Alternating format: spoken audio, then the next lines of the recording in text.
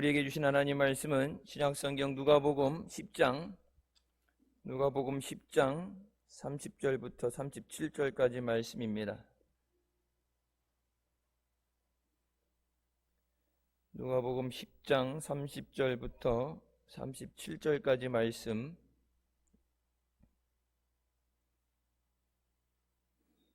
찾으시면 같이 봉독하시겠습니다. 예수께서 대답하여 가라사대 어떤 사람이 예루살렘에서 여리고로 내려가다가 강로를 만나매 강도들이 그 옷을 벗기고 때려 거반 죽은 것을 버리고 갔더라.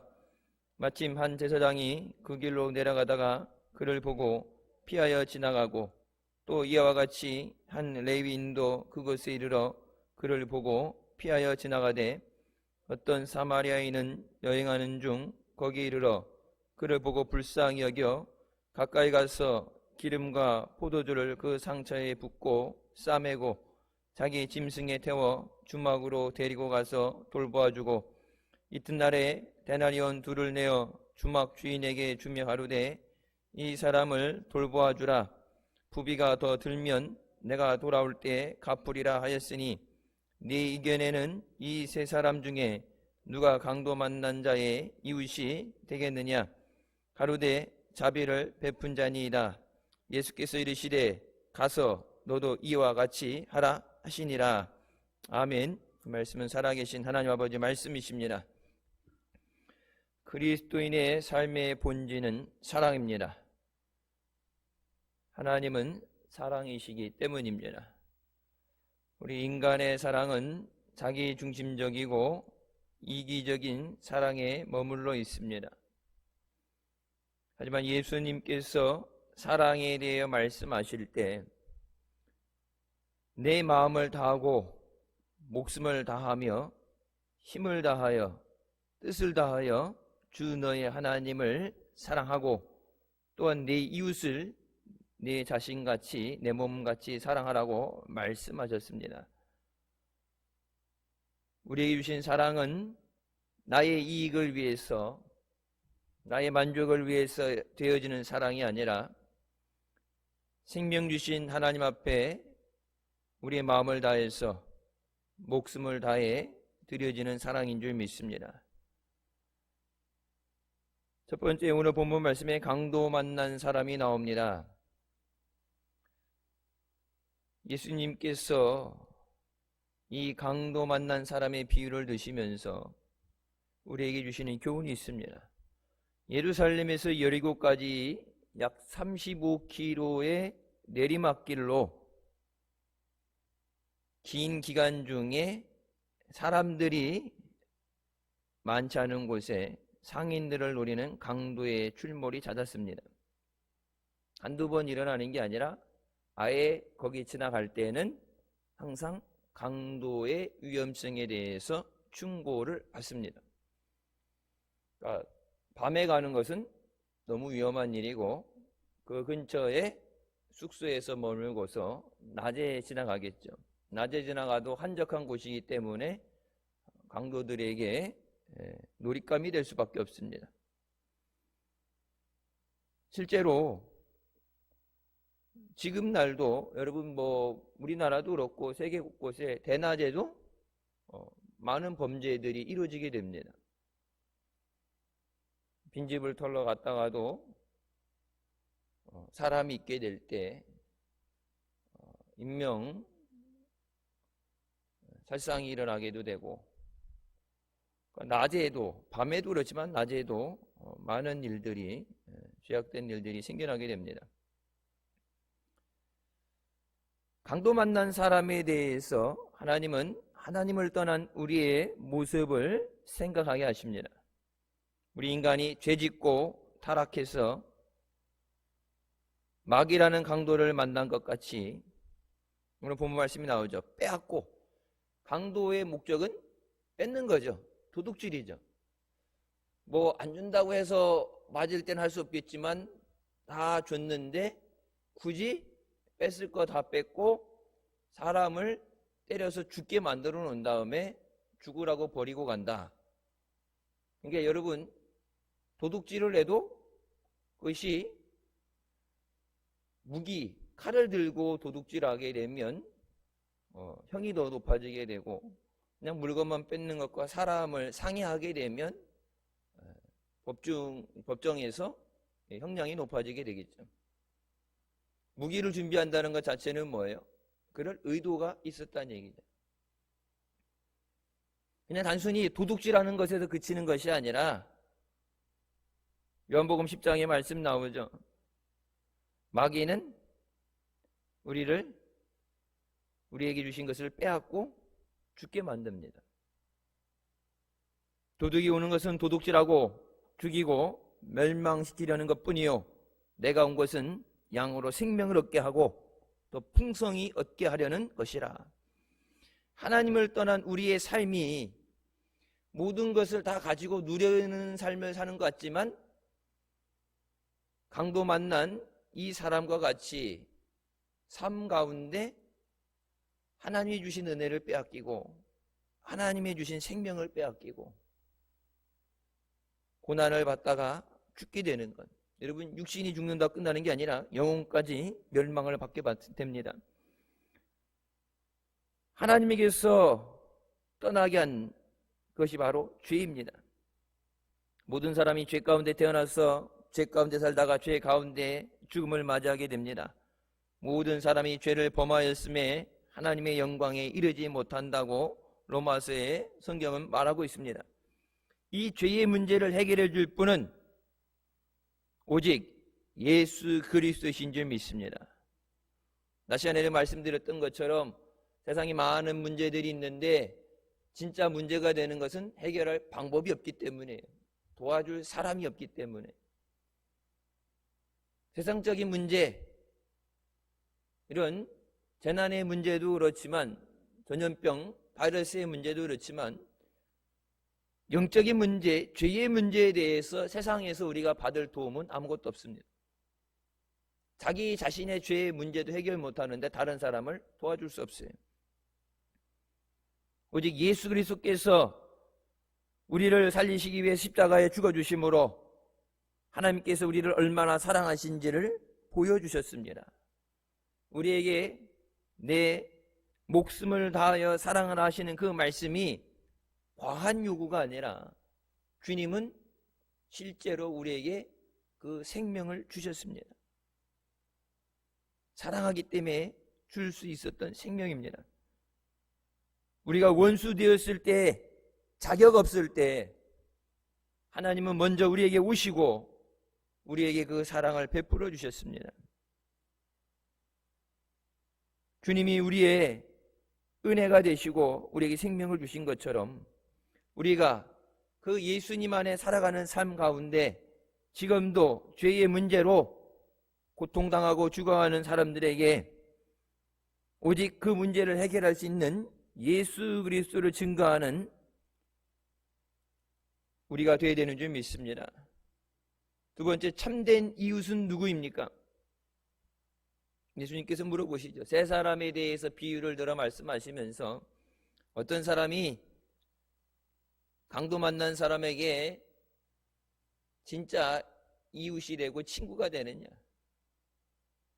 제사장과 레인이 지나갔는데 그들은 말씀에 보고 피했다고 말씀합니다. 못 본 것이 아니라 보고 나서 피해갔어요. 어려움을 봤을 때 피해가는 것.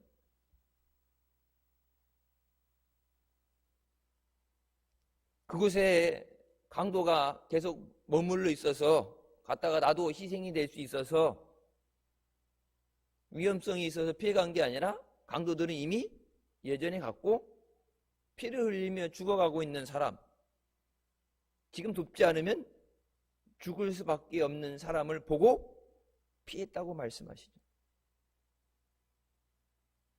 나름 그들의 이유가 있습니다. 성전에 제사를 드리러 갈 때 죽은 시체를 만져서 안 된다는 율법이 있습니다. 더럽히면 안 된다. 거룩해야 된다. 그래서 피를 만진 자는 성전에 들어갈 수 없기 때문에 예배 드려야 되니까. 레위인이니까 성전 안에 일을 해야 되기 때문에 하나님의 성전에 거룩한 성물을 만져야 되기 때문에 피를 만진다 하면은 아무것도 할 수 없어요. 경일이 있어야 돼요. 그러니까 나름 이유 없이 피한 것은 아니에요. 하지만 사람이 한적한 곳에 다음 사람이 오기까지 그 사람이 과연 살 수 있을까? 다른 사람이 오지 않아서 죽게 되면 어떡하지? 물론 그냥 쉽게 지나가진 않았겠죠. 고민도 하고, 뭐 지금 같으면 핸드폰으로 119를 불러서 여기 어디 사람이 쓰러져 있는데 빨리 와주세요. 위중합니다. 아니면 동네에 뭐 집이라도 있으면 소리 질러갖고 와서 좀 도와주세요 하겠지만 아무도 없는 한적한 곳이. 종교의식에 매여 살아갈 때 우리가 하나님의 말씀의 본질을 잊어버려서는 안 돼요. 예수 그리스도가 십자가에 죽어주심으로 우리에게 주신 그 생명, 생명은 소중하죠. 미국에서 우리나라도 그렇고 뭐 전 세계적으로 여성 인권을 얘기하면서 여성에게 선택권이 있다. 그래서 자기 뱃속에 있는 아이, 얘가 세상 밖에 나오면 개인으로서의 생명을 갖고 살지만 뱃속에 있으니까 이 아이를 살리고 죽이고는 엄마에게 선택권이 있다. 그래서 이 낙태라는 것, 몸 밖에 나오기 전까지는 엄마 몸속에 있는 하나의 세포로, 하나의 조직으로 인정해서 내 몸에 내가 힘들다는데, 내가 죽을 것 같은데, 그래서 내가 선택권을 달라 그래서 선택권을 줘서 뭐 우리나라도 10주까지, 그리고 위급한 경우 뭐 20주까지 해서 이렇게 낙태해 주는 것을 허락을 해주죠. 근데 여러분, 뱃속에서 나와서 저기 되는 게 아니라 7주면 아이의 심장이 뛰게 되죠. 7주부터 심장이 뜁니다. 그러니까 그 생명에 대해서 엄마로서 내 몸 안에 있으니까 내가 죽이고 살린 거에 선택권을 갖고 있다. 그렇게 생각할 수 있을지 모르지만 생명의 주인은 하나님이세요. 여러분, 자살하면 뭐라고 그래요? 죄라고 그러죠. 자기 그 아이가 의도적으로 자살하진 않겠지. 근데 내 선택에 의해서 내 몸 안에 있는 거니까 내가 하겠어. 여러분, 그것은 살인이에요.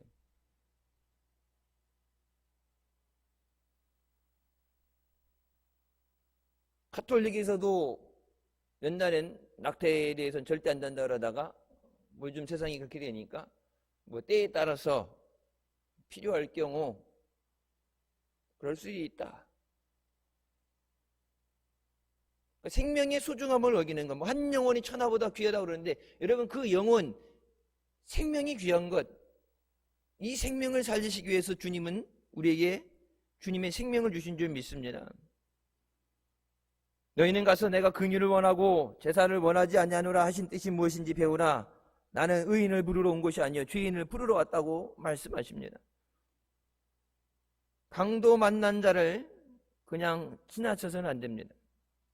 이유는 한때 우리도 그 강도 만난 사람이었기 때문입니다. 예수님을 만나기 전에 마귀라는 강도를 만나서 두들겨 맞고 빼앗기고 죽을 수밖에 없던, 그렇게 버려졌던 우리를 예수님께서 오셔서 우리의 상처를 싸매 주시고 우리를 회복시켜 주시고 또 우리에게 은혜를 주신 줄 믿습니다.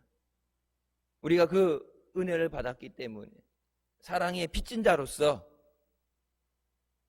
지금도 그렇게 강도 만난 사람으로서 버려진 자들, 죽어가는 자들에게 우리 사랑의 빚진 자로서 그 사랑을 갚는 우리가 되어야 되는 줄 믿습니다. 사랑은 여기 있으니 우리가 하나님을 사랑한 것이 아니요 하나님이 우리를 사랑하사 우리 죄를 속하기 위하여 화목 제물로 그 아들을 보내셨습니다. 사랑하는 자들아, 하나님이 이같이 우리를 사랑하셨은즉 우리도 서로 사랑하는 것이 마땅하도다. 하나님의 사랑을 받은 사람으로서 사랑하는 것이 마땅하다고 말씀합니다.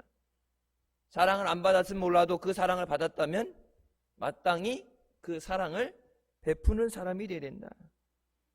예수님께서도 십자가 달리시기 전에 제자들에게 새 계명을 주시면서 새 계명을 너희에게 주노니 서로 사랑하라. 내가 너희를 사랑한 것 같이 너희도 서로 사랑하라. 너희가 서로 사랑하면 이로써 모든 사람이 너희가 내 제자인 줄 알리라. 주님은 형식적인 제사보다 우리가 사랑으로 참된 이웃이 되기를 원하십니다. 아프리카 선교를 위해 평생을 실천했던 슈바이처는 이런 말을 했습니다. 다른 이들을 위한 봉사는 이 땅의 세입자로서 우리가 마땅히 지불해야 하는 임대료다. 인간은 잠시 머물다가는 나그네이며 이 세상의 목적은 소유하고 움켜쥐는 것이 아니라 베풀고 봉사하는 것이다. 그 외에 다른 의미란 있을 수 없다. 그러면 주님의 몸된 교회가 세상에 주님이 주신 그 사랑을, 은혜를 나누는 사랑을 실천해야 되는 줄 믿습니다. 그래서 늘 말씀드렸던 것처럼 절망 가운데 있는 자들에게, 아파하는 자들에게 그들을 위해서 기도해 줄 수 있고, 우리가 대신 해결해 줄 수 없는 문제들이 많아요. 해결해 줄 수 있다면 해결해 주겠죠. 내 자신의 문제도 해결 못하고 가족들, 자녀들의 문제도 해결하지만 여러분 자녀들 사랑해도 대신 공부해주고 대신 아파주고 대신 죽어줄 수 없잖아요. 우리가 해결하지 못하는 그 모든 것들, 죄의 문제를 포함해서 모든 것, 우리를 고통 가운데 있게 하고 죽음으로 이끄는 그것 가운데서 능히 구원해 주실 예수 그리스도를 증거하는 것이 참된 사랑인 줄 믿습니다. 그래서 언제 제가 그런 말씀 드리고 또 그런 포스터가 한때 그런 포스터가 많이 유행했어요. 사랑하면 전도합니다. 영혼을 사랑하니까. 단순히 세상적으로 육신을 사랑해서 그 사람이 가진 것을 사랑해서 물질을 사랑해서가 아니라 그 영혼을 사랑하기 때문에 그 영혼이 죽지 않고 심판받지 않고 생명을 얻고 하나님의 은혜를 누리게 하기 위해서 사랑하니까, 사랑하는 사람이 잘 돼야 되니까, 사랑하는 사람이 아파하는 것을 볼 수 없으니까 사랑하기 때문에 더욱더 우리가 예수 그리스도의 복음을, 예수님의 사랑을 증거하는 우리가 되어야 되는 줄 믿습니다. 사랑은 표현되어야 됩니다. 사랑한다면 말하세요. 그런 문구도 있죠. 사마리아 사람이 여행하는 중에 그곳에 사는 사람이 아니라 지나가는 사람이에요. 그리고 원래 일정대로면 다시 돌아오지 않을 일정일 수도 있습니다.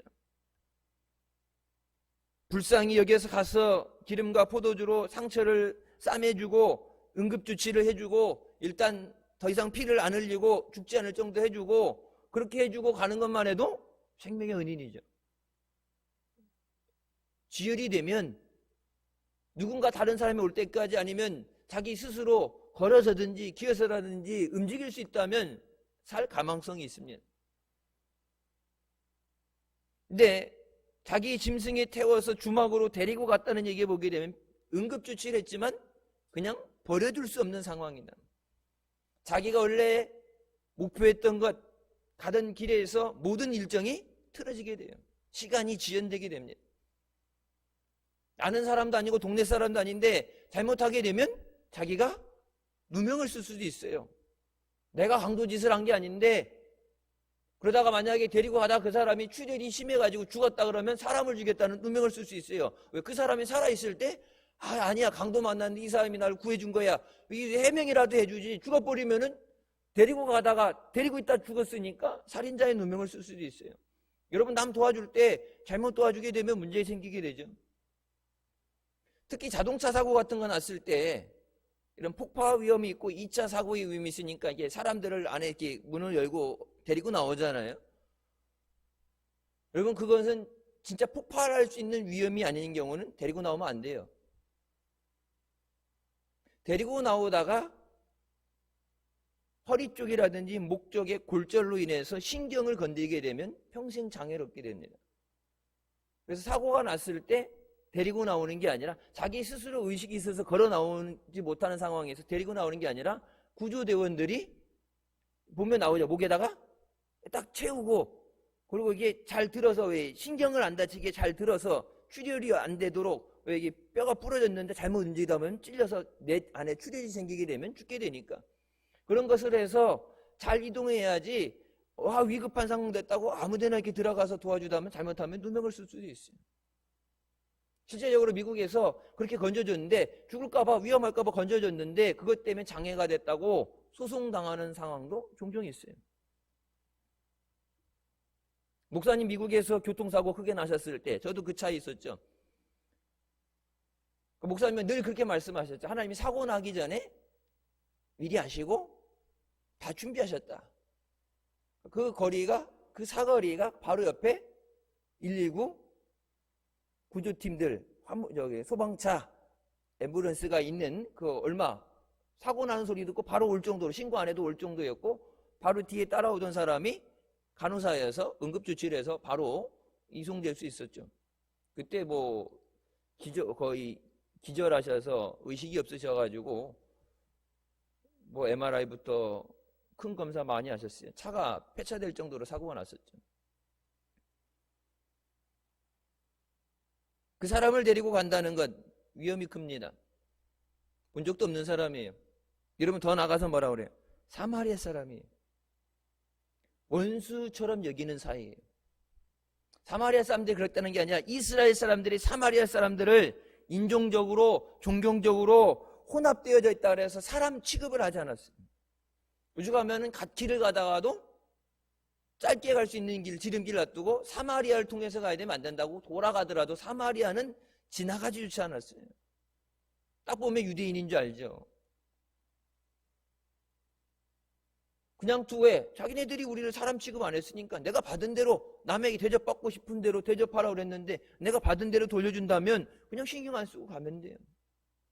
여러분 반대로 이스라엘 사람이 사마리아 사람이 그렇게 강도당해서 죽어간다. 과연 얼마나 되는 이스라엘 사람들이 도와주겠어요? 아까 나왔죠. 제사장도 그렇고 레위인도 그냥 지나가잖아요. 같은 이스라엘인이면서도 지나갔습니다. 근데 멸시당하고 핍박당하던 무시당하던 사마리아인이 그 생명을 구원하기 위해서 자기가 가던 길을 돌이켜서 가까운 곳에 주막에 데리고 가서 그 사람을 돌볼 수 있도록 자기의 돈을 주고, 그러고 나서 돈이 더 들어가면 돈을 더 줄 테니까 이 사람이 회복될 수 있게 해달라. 여러분 이것이 참 사랑인 줄 믿습니다. 주님께서도 우리에게 원수까지도 사랑하라고 말씀하십니다. 내가 이르노니 너희 원수를 사랑하며 너희를 미워하는 자를 선대하라. 교회 전도하는 것, 교회 그냥 데리고 나오는 것에서 끝나는 게 아니라 여기 뭐예요? 회복될 때까지. 돈이 더 들어가도, 그냥 돈 준 것만큼이 아니라 돈이 더 들어가도 회복이 돼야 된다. 여러분 교회에 나오는 것은 하나님과 깨어졌던 관계가 회복돼야 돼요. 죽었던 영혼이 살아나야 돼. 시편 23편 말씀처럼 우리 영혼을 소생시키신다고 말씀하시죠. 영혼을 살리는 것. 예수님이 왜 십자가에서 그 모진 고난을 당하시고 죽어주셨는가? 우리의 영혼을 살리기 위해서입니다. 교회의 존재 목적은 영혼을 살리는 것이에요. 우리 교회와 성도들에게 하나님이 주신 사랑은 사랑하기 때문에 저들의 영혼을 구해야 된다.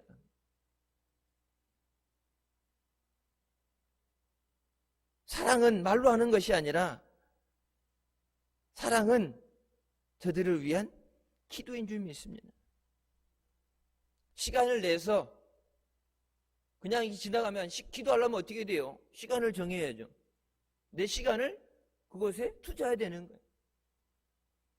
그 사람을 생각하면서 그 영혼을 위해서 그냥 의무감으로 한 사람이 한 명씩 전도하기 없어서 어떻게든지 열매 맺어야 됩니다가 아니라 그 영혼을 사랑하는 마음으로 주님이 나를 사랑하신 것처럼 나도 그 영혼을 사랑하게 하여 주시옵소서.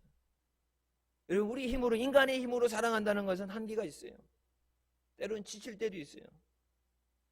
포기하게 되는 때도 있어요. 주님의 사랑으로 사랑하게 하여 주시옵소서. 우리를 포기하지 않으시고 십자가에서 생명 주신 그 사랑으로 우리도 저들의 영혼을 사랑하게 하여 주시옵소서. 사랑은 혀 끝에 있는 것이 아니라 우리의 손 끝에 있습니다. 사랑하기 때문에 그들을 세워나가는 것. 우리의 믿음은 사랑의 실천으로 증명됩니다. 너희가 서로 사랑할 때 너희가 예수님의 제자인 줄 알리라 말씀하시죠. 우리가 하나님을 사랑한다고 말할 때 그 사랑, 이런저런 이유 때문에 포기되어지는 것이 아니라 사랑하기 때문에 모든 것을 내려놓고 모든 것 가운데 최우선으로 하나님 앞에 나오는 우리가 되어야 되는 줄 믿습니다. 행함이 없는 믿음은 죽은 믿음이라고 말씀하신 것처럼 기도가 없는, 그리고 그들을 위한 눈물이 없는 사랑은 사랑이라고 말할 수 없습니다. 내게 도움이 되기 때문에, 이익이 되기 때문에, 뭐 기업들 보게 되면 기업 간에 사랑 뭐 이런 거 없이 그냥 기업을 위해서, 어떤 이익을 위해서, 그래서 되어지는 그것이 아니라, 내게 이익이 되는 게 아니라 내게 그것이 희생이 돼도, 내게 손해가 돼도 내 시간을 빼앗기게 되고 내가 많은 눈물을 쏟을지라도 주님이 나를 사랑하신 것처럼 사랑하는 것. 여러분, 우리가 이 나라 민족을 위해 기도하는 것, 우상 숭배하는 이 민족을 위해서 우리가 회개하고 저들이 하나님 앞에 돌아오더 기도하는 것, 여러분, 가장 근본적인 이유는 우리가 살기 위해서예요. 우상 숭배함으로 하나님 앞에 심판받지 않으려고. 저 사람들 우리가 안 했어요, 저 사람들이 했어요. 그럼 뭐라고 그랬어요? 왜? 그러면은 저들이 예수 믿도록 복음을 전하지 못했느냐? 저들이 우상 숭배하는 것이 잘못된 것이라고, 저들에게 죽음이 아닌 생명을 택하도록 예수 그리스도 앞에 나오도록 때를 얻든지 못 얻든지 복음을 전하러 하는데, 한국에 교회가 그렇게 많다고 그러면서 성도가 1200만 명이 된다고 그러면서 왜 여태까지 생명 되시는 예수 그리스도를 증거하지 못했느냐? 왜 너만 예수 믿고 천국 가겠다고 전하지 않았느냐? 하나님이 너희를 사랑한 것처럼 저희를 사랑하라고 말씀하셨는데 너희의 그 사랑이 어디 있느냐? 이 나라에서 되어지는 모든 것에 대해서 먼저 택함을 받고 구원받은, 사랑받은 우리에게 그 책임이 있는 줄 믿습니다.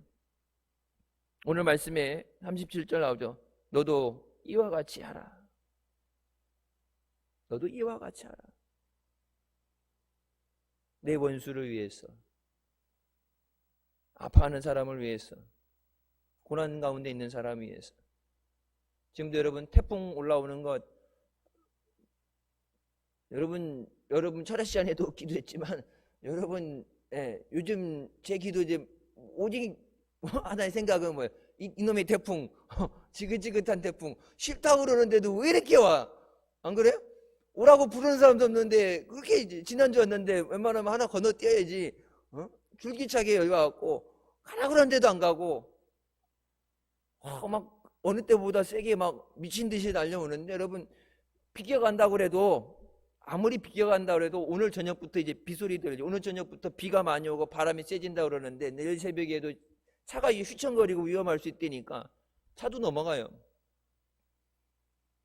아무리 비껴간다고 해도 피해가 있을 수 있겠죠. 지난번 비 피해로 인해서 집이 물에 잠기고 다리가 끊어지고 사람이 죽고, 여러분 1년간 자식같이 키웠던 농작물들이 다 물에 잠겨가지고 1년 농사가 망했는데 아파하고 힘들어하는데 어디에 손을 내밀어서 해결할 방법도 없고, 그걸 밭을 다 갈아입을 사람도 없고, 코로나 때문에 그런 여유도 없고, 말 못하고 아파하고 힘들어하는 사람들을 위해서 그들을 위해 기도하라고, 그들이 예수 그리스도를 통해서 그 하나님의 은혜를 누릴 수 있도록 먼저 택함을 받고 은혜를 누린 우리가 기도해야 되는데, 여러분, 그렇기 때문에 먼저 우리가 능력 받고 우리가 복 받고 그 은혜를 누리면서 저들에게도 그 풍성하신 은혜를 전하는 우리가 되어야 되는 줄 믿습니다. 사랑의 실천은 영혼을 살리는 것입니다. 세상에 뭘 얼마나 갖고 있느냐, 하나님은 그런 것에 관심 없으세요. 영혼을 살리기 위해서 이것보다 더 큰 사랑은 없습니다. 주님께서 오늘 말씀에 강도 만난 사람의 비유를 들어 말씀하시면서 누가 저의 참 이웃이겠느냐. 여러분, 세상에 종교는 많다고 그러는데, 종교 다닌다는 사람들은 많다고 그러는데, 나만을 위한 종교가 아니라, 그러니까 여러분, 모든 종교가 그렇죠. 뭐요? 가서 주시옵소서, 해결해 주시옵소서, 대학 붙게 해주세요. 그 수능날 보게 되면은 교회 가서 절에 가서 학교 문 잡고서 막 달라고 그러고 해결해 달라고 그러고 뭐 해달라고 그러는데, 예수님 뭐예요? 너희 받았으니까 너희도 가서 주라고 말씀하시잖아요. 근데 뭘 받은 게 있어야 주죠. 미스바 때 말씀드렸죠. 받은 게 있어야 주죠.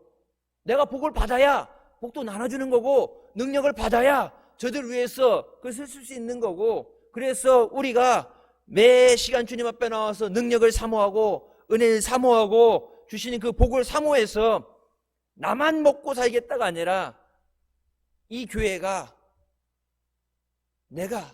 우리가 예수 그리스도의 사랑을 전하는 사랑의 통로가 되게 하여 주시고 축복의 통로가 되게 하여 주시옵소서. 우리를 만나는 모든 사람들이 주님 안에 살아나는 역사가 있기를 주님의 이름으로 축원합니다. 기도하시겠습니다. 사랑의 주님, 은혜 감사드립니다. 죽을 수밖에 없던 우리를 생명 주시기까지 사랑하신 주님께서 너희가 사랑받은 것처럼 너희도 사랑하라고 말씀하신 그 말씀을 기억하게 하여 주시옵소서. 힘들고 아파하는 그리고 고통 가운데 있는 자들을 위해서 주님께서 저희들을 사랑하시고 주님께서 저희들을 위해 마음 아파하시는 것처럼 우리도 그 주님의 마음을 본받아서 주님의 사랑으로 저들을 위해 기도하는 우리가 되게 하여 주시옵소서. 폭우로 인해서, 태풍으로 인해서, 전염병으로 인해서 마음 아파하고 절망하고 힘들어하는 저들에게 이 모든 것에서 해결해 주실 수 있는, 저들에게 은혜 주시고 저들에게 생명 주실 수 있는 예수 그리스도를 증거하는 우리가 되게 하여 주시옵소서. 전하지 않는데 저들이 어떻게 듣겠느냐, 주님 말씀하신 것처럼 우리가 전하지 못해서, 우리의 삶 때문에 바빠서 돌아보지 못해서 고난 가운데 있는 저들을 주님 불쌍히 여겨주시고, 뒤늦었더라도 주님 앞에 회개하며 기도해서 저들도 살고 저들도 주님 안에 은혜를 누릴 수 있도록 주님 우리를 기도를 통해 역사하여 주시옵소서. 태풍 때문에 큰 피해가 없게 하여 주시고 전염병 때문에 고통당하고 어려움당하지 않도록 주님 이 몸된 재단과 사랑하는 자녀들, 저들의 가정을 지켜보아 주시고, 주님 앞에 나오지 못하고 세상 가운데 방황하며 절망 가운데 있는 자들, 버려진 자들, 저들도 불쌍히 여겨주셔서 주님 앞에 나와 주님의 은혜로 이 어려움을 이기게 하여 주시옵소서. 예수님의 이름으로 기도드립니다. 아멘.